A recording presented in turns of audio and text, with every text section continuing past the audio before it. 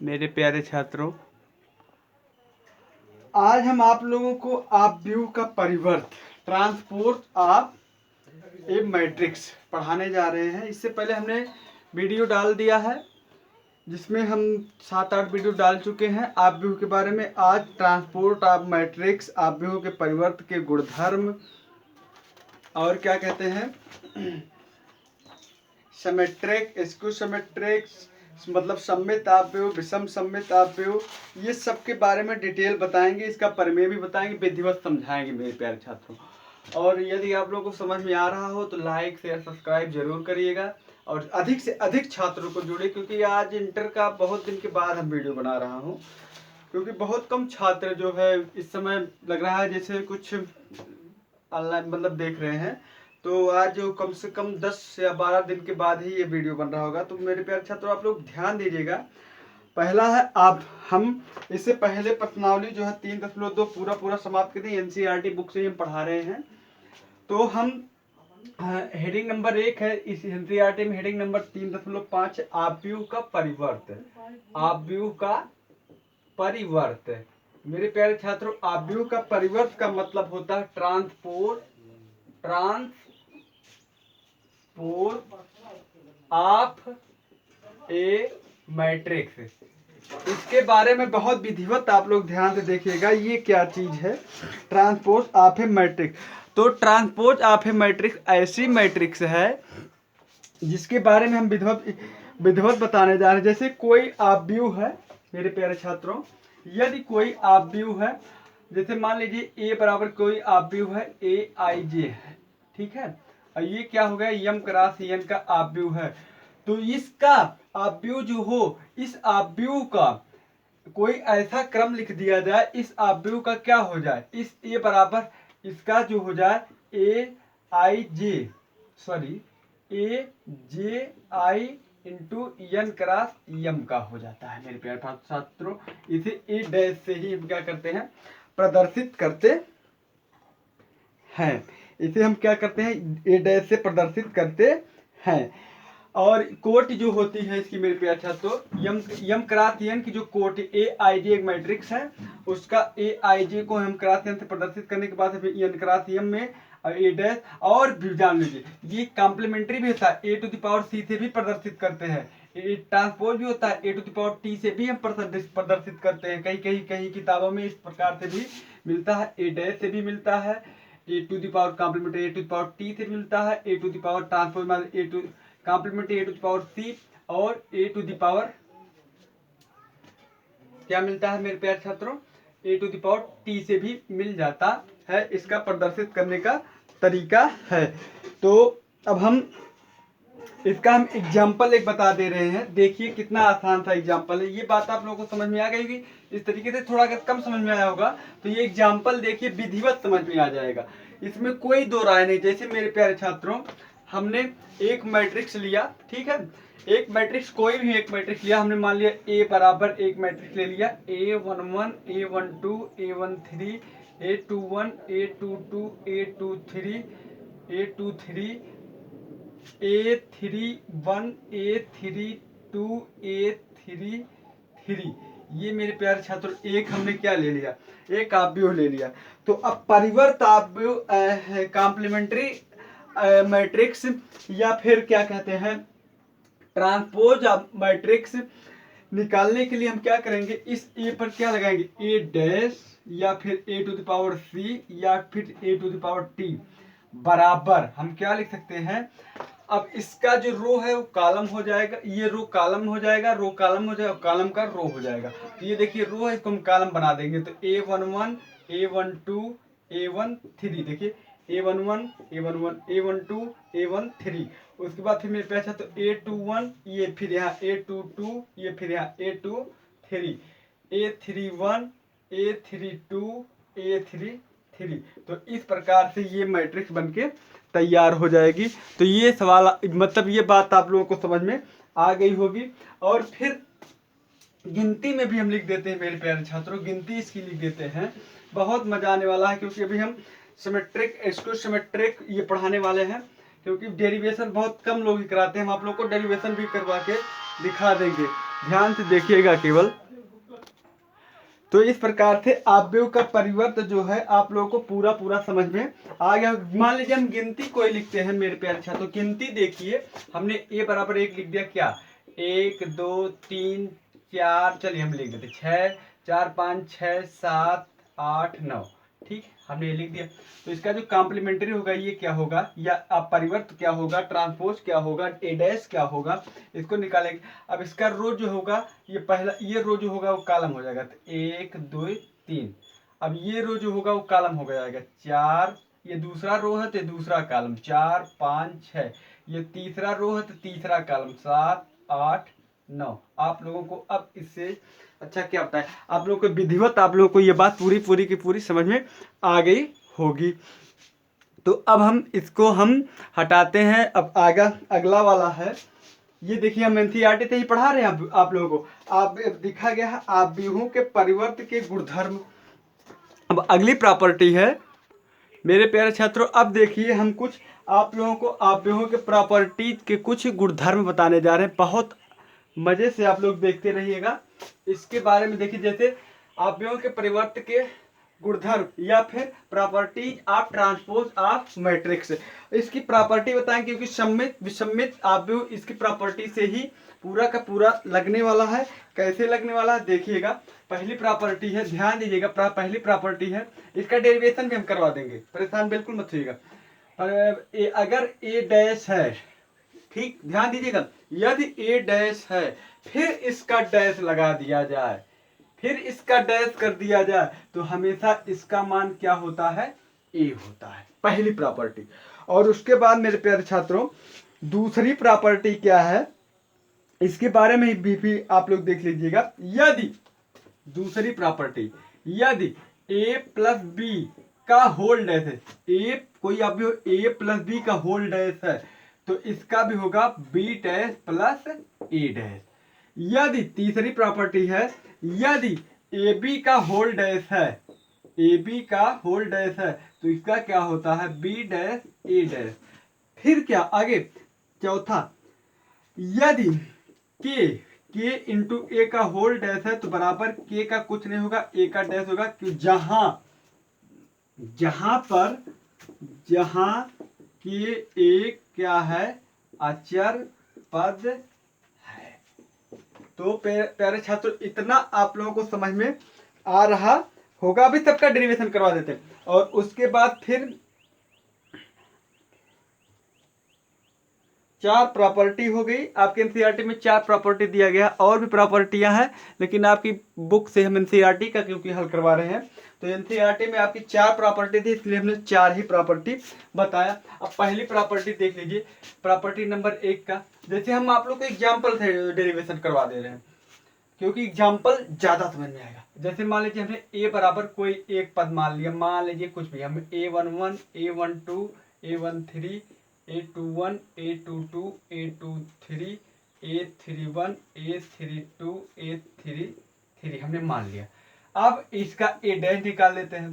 तो प्यारे छात्रों ए डैश क्या होगा, आप सभी लोग का जहां बता दिया हूं, रो का कॉलम, कॉलम का रो, तो हो जाएगा A11 A12 A13, ठीक, A21 A22 A23 A31 A32 A33, ये तो ए डैश हो गया। अब इसका भी डैश निकाल लेते हैं, ए डैश का डैश, तो कहने का मतलब अब ए डैश का डैश, तब इसका परिवर्तन निकालेंगे। तो इसका देखिए, इसका रो का रो कॉलम हो जाएगा A11 A21 A31 A12 A22 A32 A13 A23 A33। इतना आप लोग अब देखिए, मिलाइए, देखिए ये बराबर ए है कि नहीं। देखिए ए में पहला A11, यहाँ पे A11, दूसरा A12 A12 A13 A13 A21 A21 A22 A22 A23 A23 A31 A31 A32 A32 A33 A33, है कि नहीं है। तो कहने का मतलब इस प्रकार से सिद्ध हो गया कि ए डैश का डैश, अगर ए बार का बार है, सॉरी ए डैश का डैश है, तो हमेशा उसका मान क्या हो, किसी मैट्रिक्स का अगर 2 बार हम परिवर्त निकाल देते हैं तो वही मैट्रिक्स हमको प्राप्त हो जाती है। तो इस प्रकार से आप लोगों को समझ में आ गया होगा।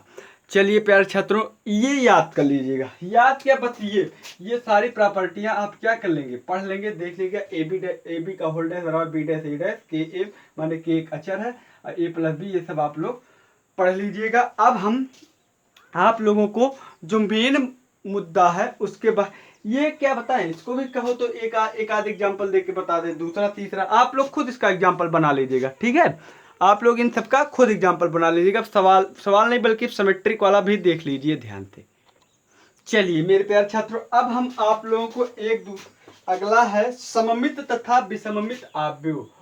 सममित तथा विषममित आव्यूह अर्थात symmetric and skew symmetric matrix. Symmetric double M रहेगा,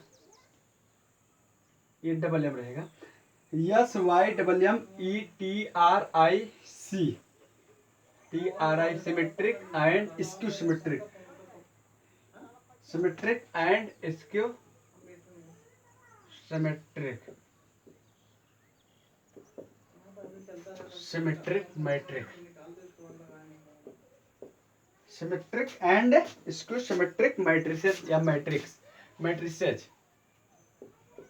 इसके बारे में आप लोग ध्यान दीजिए। तो सबसे पहली बात आ जाए सिमेट्रिक मैट्रिक्स अर्थात सममित आव्यूह। तो ये वाली आव्यूह, सबसे पहले सिमेट्रिक देखिए क्या चीज है सिमेट्रिक, कहाँ से आई है सिमेट्रिक, क्या है सिमेट्रिक।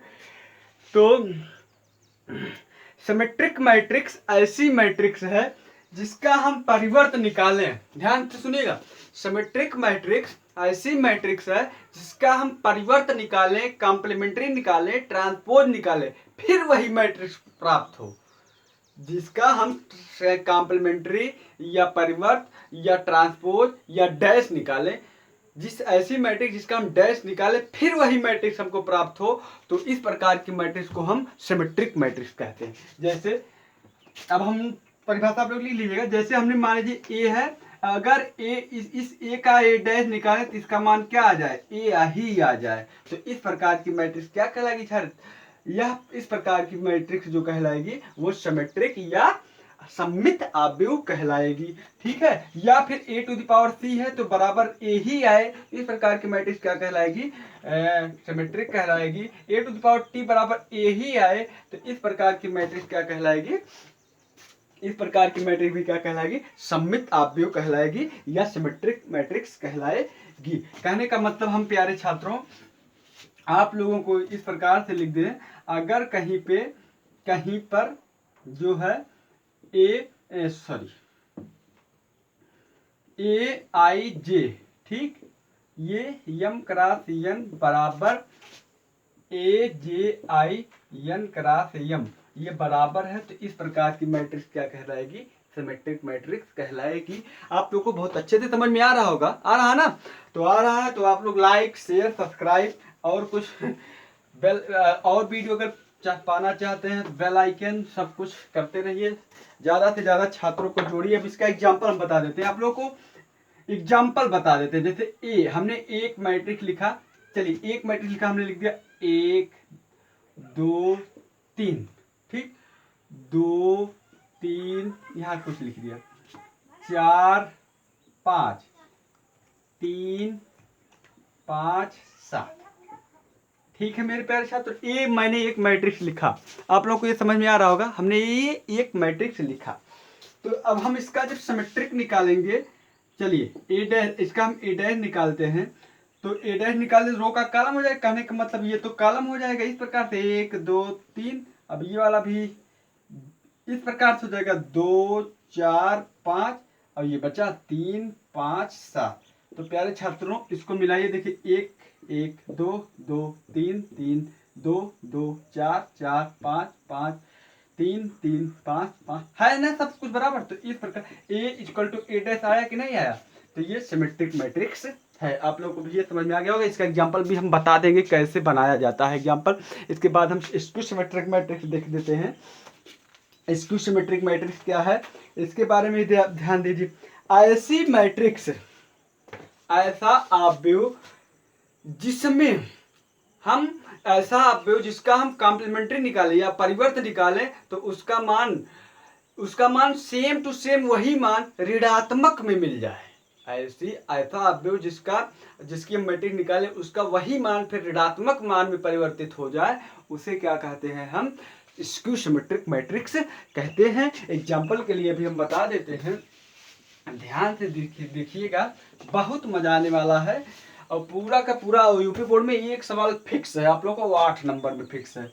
यहाँ से एक सवाल आएगा, ध्यान से देखेंगे। 8 नंबर या 5 नंबर में तो फिक्स एक सवाल।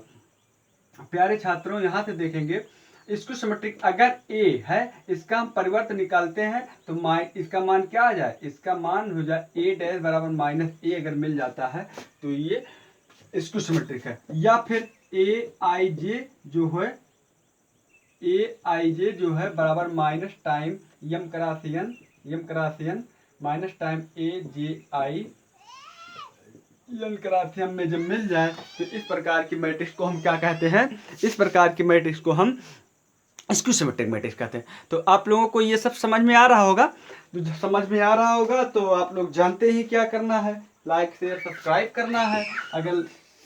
अगर सब्सक्राइब कर लिए हैं तो शेयर और लाइक कर दीजिएगा। चलिए, तो अब मेरे प्यारे छात्रों, और वीडियो पूरा देखते रहिएगा। तो ये सिमेट्रिक, अब इसका भी हम एग्जाम्पल बता देते, वही एग्जाम्पल। चलिए, ए बराबर, ध्यान से देखेंगे कितना आनंददायक है, कितना मजेदार। बस एक बात इसमें की और है कि इसको सिमेट्रिक का जो विकर्ण होता है वो क्या होता है, वो सब का सब जीरो होता है। स्क्यू सिमेट्रिक का विकर्ण जो होता है वो सब का सब क्या होता है, जीरो होता है। ये बात दिमाग में रखे रहेगा। अब हम एग्जाम्पल बना दे रहे हैं सबसे पहले काम। और एक बात और जान लीजिए, चाहे स्क्यू सिमेट्रिक हो और चाहे सिमेट्रिक हो, सब वर्ग अवयव में ही बनेगा। बात क्लियर है ना। चाहे स्क्यू सिमेट्रिक हो और चाहे सिमेट्रिक हो, सब किस में बनेगा, वर्ग अवयव में ही बनेगा। सब यम क्रॉस यम या यन क्रॉस यन में ही बनेंगे। ठीक है, ये भी आप लोग जान लीजिएगा। जैसे हमने ये लिखा 1 2 वर्ग अवयव ना, सॉरी वर्ग अवयव। तो वर्ग अवयव हम 3 क्रॉस 3 की मैट्रिक्स बनाना चाह रहे हैं। तो सबसे पहले सबका विकर्ण क्या होगा मेरे प्यारे छात्र, तो सबका विकर्ण क्या होगा, जीरो होगा। ये इतनी बात आप लोगों को समझ में आ गई होगी। एक, आप कुछ भी लिख देते हैं, 2, यहाँ पर हम एक आध तो माइनस भी बढ़ा देते हैं, -1, यहाँ पर 3 कर देते हैं, -2 -3 बराबर। तो इस प्रकार की एक हमने क्या लिख दिया मेरे प्यारे छात्रों, एक अवयव लिख दिया। अब हम इसका परिवर्तन निकालते हैं। तो इसका ए डैश जब निकालेंगे मेरे प्यारे छात्रों, तो ये रो है, कॉलम में हो जाएगा 0 1 2। अब ये भी -1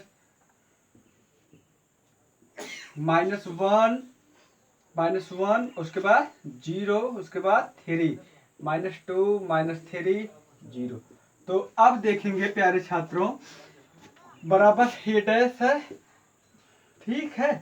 तो अब यहाँ पर एक दिक्कत हो रही होगी। दिक्कत क्या हो रही है, इसमें हम माइनस कॉमन ले लेते हैं। इसमें क्या कर लेते हैं, माइनस कॉमन लेते हैं। तो जब माइनस कॉमन लेंगे तो ये तो 0 हो जाएगा, ये +1 हो जाएगा, ये +2 हो जाएगा, ये तो -1 हो जाएगा ना, ये क्या हो जाएगा 0, ये तो 3 हो जाएगा, ये -2 हो जाएगा, ये -3 हो जाएगा, ये 0 हो जाएगा।